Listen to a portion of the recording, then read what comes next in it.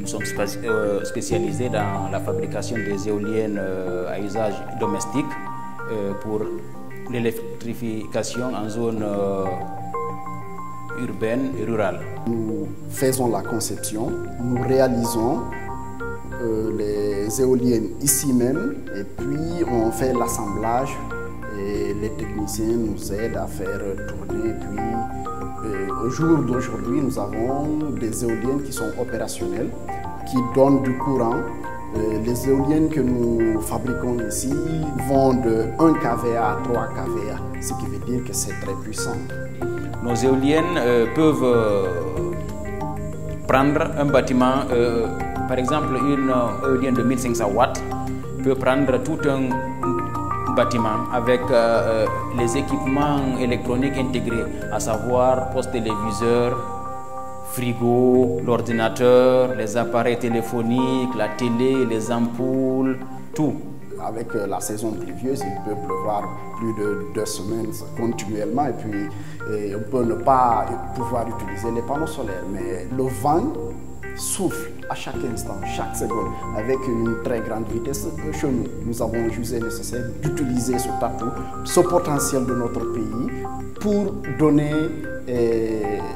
au peuple de Guinée de l'électricité à travers les éoliennes. Les différents secteurs guinéens, notamment les écoles,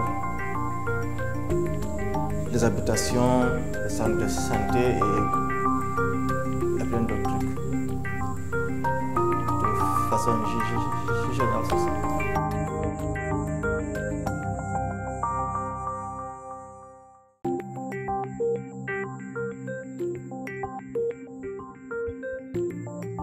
Ça fait 3 ans que je suis en Guinée. Je travaille autour de tout ce qui est applications mobiles, applications smartphone. On développe des applications web pour des entreprises. Si dans le futur, on a pensé à créer une start-up qui permet de faire des innovations en Guinée et pour l'Afrique en général. On a créé une start-up au nom de Smart. Donc, on est 2 à travailler sur tout ce qui est projet. On a travaillé sur pas mal de projets à l'envergure nationale et internationale.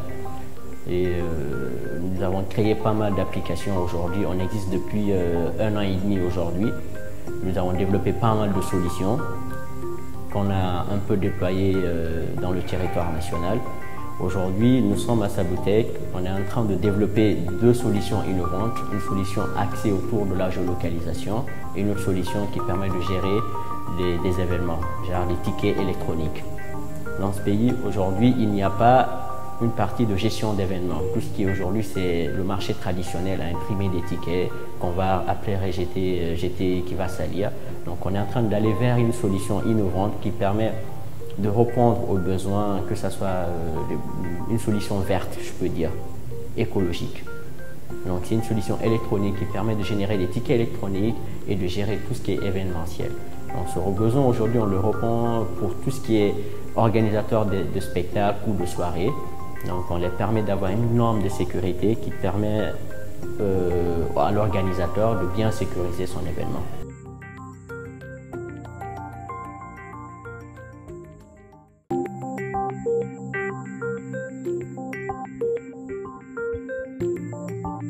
Dans notre entreprise, nous sommes de jeunes entrepreneurs.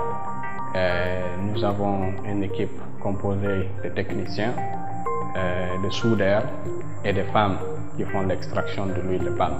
Notre institution s'appelle Coopérative guinéenne d'agriculture et de prestations. Nous l'avons créée en 2010 sur Guéguédou avant de le ramener sur Kamsar. Donc, arrivé à Kamsar en 2012, nous avons initié le projet Village Bien-être qui consiste à aider les femmes qui produisent l'huile de palme à produire plus.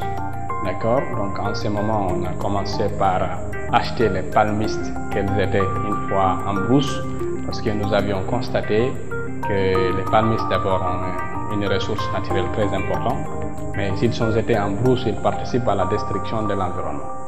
Donc, sachant que les femmes c'est des ressources naturelles qui détruisent l'environnement, nous avons initié le projet Village Bien-être pour récupérer ces déchets, mais aussi en facilitant leur production. Donc, leur budget, par exemple, dévient le déchet qu'ils étaient. Parce qu'on a créé le système de crédit où on donnait les femmes de l'argent pour acheter les résineux de palme, faire l'extraction de l'huile rouge et nous rendre l'argent en palmiste une fois jeté en brousse. On fait le concassage des palmistes, après on prend les graines, on fait l'extraction de l'huile des palmistes. Donc on transforme ça en l'huile et l'huile aussi on le transforme en carburant. D'accord? Donc tous les véhicules qui utilisent du gasoil peuvent rouler avec ça. Et puis toutes nos machines déjà qu'on a installées dans les villages qui font l'extraction utilisent ce carburant.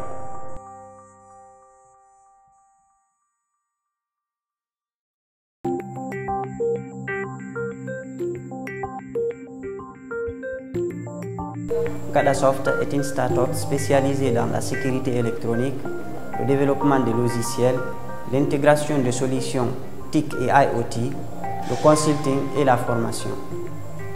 Notre référence est l'innovation, la simplicité et l'accessibilité de l'ensemble de nos solutions. Nous sommes une équipe de 3 personnes, tous ingénieurs informaticiens, ingénieurs en sécurité informatique et monétique et en ingénierie électronique. En 2013, nous avons débuté notamment à travers notre solution d'accès Internet destinée pour les cybercafés et les PME. En fin 2015, nous avons terminé le développement des logiciels de gestion centralisée, de vidéosurveillance et d'alarme incendie. À travers notre partenaire fabricant TechVision, nous avons conçu et fait le design d'une caméra nocturne, à vision nocturne en couleur. Donc à ce niveau, nous attendons fin mai la réception des prototypes de cette caméra et de certains DVR que nous avons participé à la conception et le design. Et bien évidemment, c'est le lieu pour nous également de remercier Sabutech à travers son programme d'incubation et son soutien dans l'ensemble et l'élaboration de notre projet.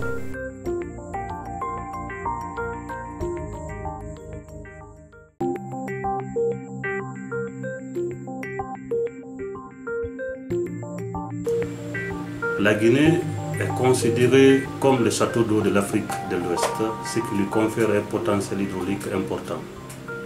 Il n'empêche que la Guinée a d'énormes difficultés pour s'approvisionner en eau potable et mener des activités agricoles en utilisant des techniques d'irrigation appropriées. Il n'y a qu'approximativement 25% de la population qui utilise l'eau de robinet. La quasi-totalité de la population guinéenne vivent d'eau de source ou puiser des fonds de pluie. Ces comportements favorisent la lenteur et la fatigue chez bon nombre de la population vivant en milieu rural et urbain. Certains même parcourent des kilomètres à la recherche de cette terre rurale. Les enfants sont plus touchés par cette problématique.